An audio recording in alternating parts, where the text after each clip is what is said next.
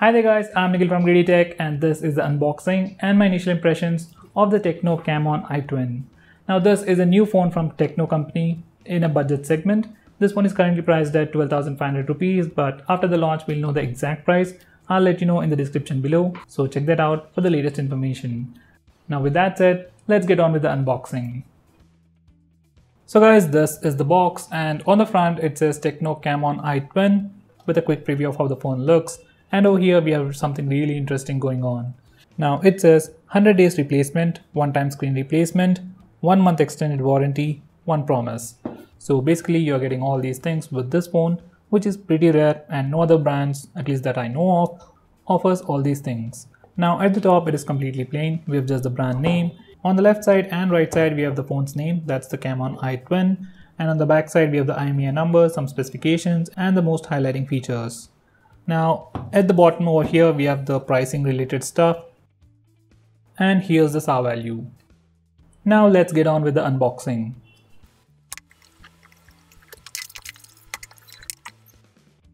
So guys, at the top we have the phone itself. Let me just put that aside for now, we'll come back to it in a second. Next we have this cardboard box. Let me open it up. So inside that, okay, I just dropped the SIM card ejector. Now this is a SIM card ejector we get in the box. Now we have some more documentation. 12 plus 1 month of warranty, so we are getting 1 month extra warranty.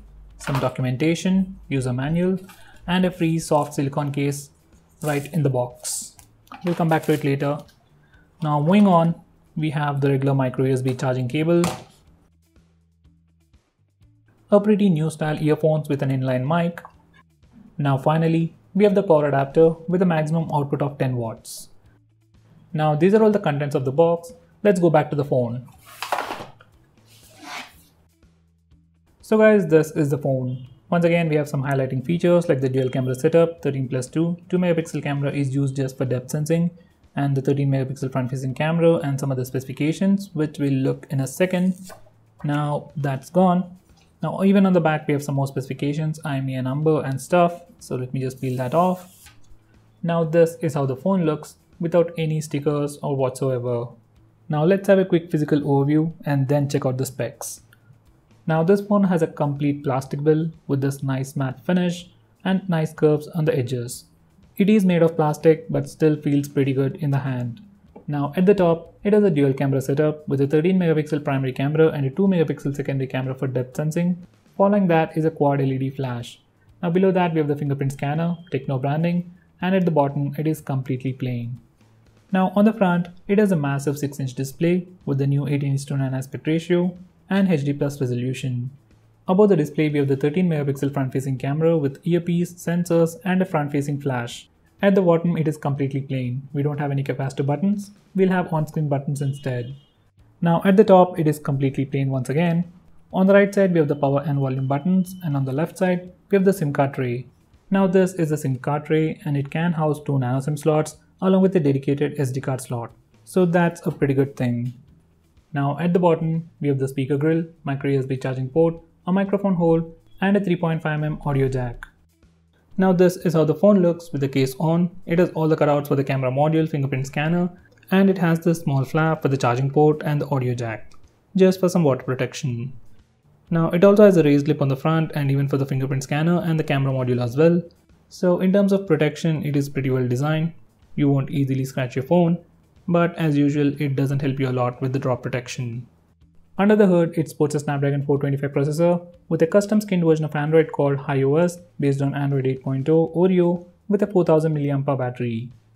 It comes with all the basic sensors including a fingerprint scanner and it has a thickness of 8.5mm and weighs 160 grams. So guys, those were all the specifications. Now let me just set up the phone and see what we get right out of the box.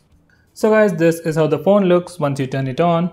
And it seems like there's no app drawer, but this button over here is actually for app drawer, and once you click it you get all the applications sorted in folders as well. So this is the basic setup. Now let's see the free RAM and storage. So out of that 3GB of RAM we get about 1.6GB of free RAM right out of the box, and out of that 32GB of storage we get about 23.27GB of free space for our user apps and user data. Now that's the internal storage. Now let's check out the about page. Now this phone is running a custom skinned version of Android called iOS version 3.2 based on Android Oreo 8.0.0, so that's pretty latest. 8.1 would have been great, but this is also pretty good. Next, this phone has the May security patch, so that's pretty good as well. Now let's check out the camera interface. Now this is how the camera interface looks like. We can swipe left or right to change between different modes. We have the beauty mode, video recording, and in video recording we can record video at a maximum of 1080p at 30 fps. That's the maximum resolution. And interestingly, this phone has auto HDR support as well. So there you go, auto HDR. Next we have the wide aperture mode to take portrait shots using the rear camera. So that's what you need to do.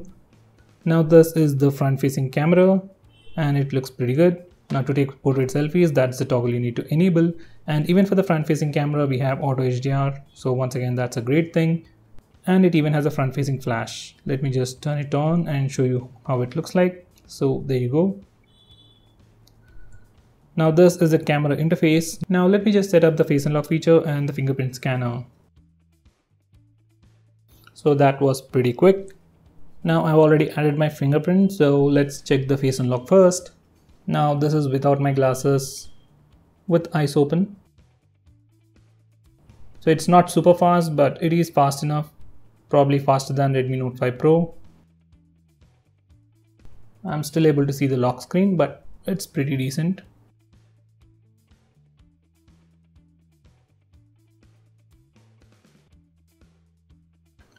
It seems like we have to see the phone once we try to unlock it. Now I'm just going to close my eyes and see if it will unlock or not. So this phone unlocks the phone even if you close your eyes, which might be a security issue for some people. Now let's check out the low light performance.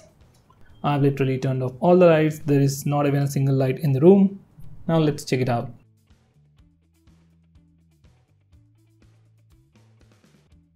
So in low lighting conditions, it's not working, but we have a button over here to turn on the front facing flash. So let's try that. So once we do that, it does unlock the phone, but I wish it could do it automatically. So guys, in low light, it does work, but we have to manually turn on the flash, and that isn't all that great. Now for the fingerprint scanner, let's check it out.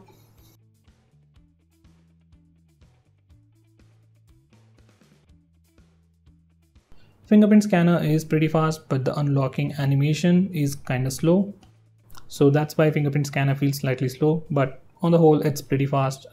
Probably as fast as a Redmi Note 5. Now these are the sample pictures taken using the rear camera and the front facing camera in good lighting conditions.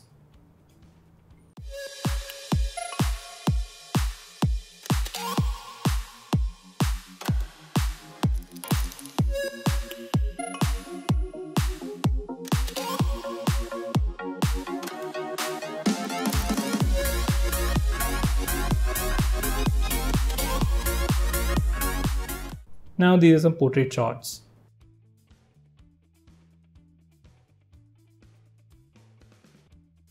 Now these are the Antutu and Geekbench scores.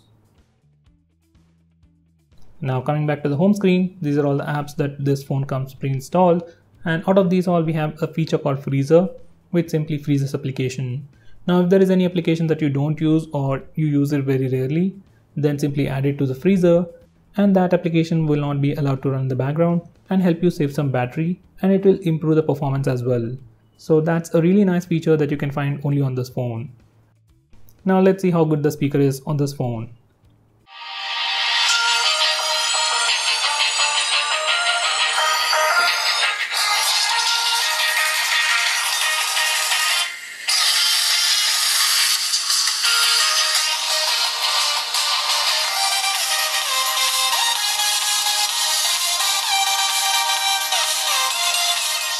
So guys, it is pretty loud, but for some reason I'm not able to do the pin gesture. So let me just check the display settings for now. We don't have any option to make full screen. Maybe I have to update the YouTube application, then we might be able to do the pin gesture. So guys, after updating the Google application, I'm able to do the pinch to zoom gesture. So that's pretty good. Now, based on my initial impressions, cameras are good on this phone, and even the overall responsiveness was pretty good. It does come with an entry-level processor, but so far in my usage, everything was pretty responsive. Even the cameras are pretty good. So for a retail phone, this is definitely doing a pretty good job and might give a good competition to phones from Oppo and Vivo. So guys, this is the new Tecno Camon iTwin, the first phone with a full view display and a dual camera setup on the rear in the budget segment. What do you think about this phone? Do let me know by commenting below this video, and if you want us to make any specific video, tweet out to us with the hashtag AskGreedyTech on Twitter and we will try to make it as soon as possible. I'm Nikhil from GreedyTech signing off. Have a nice day.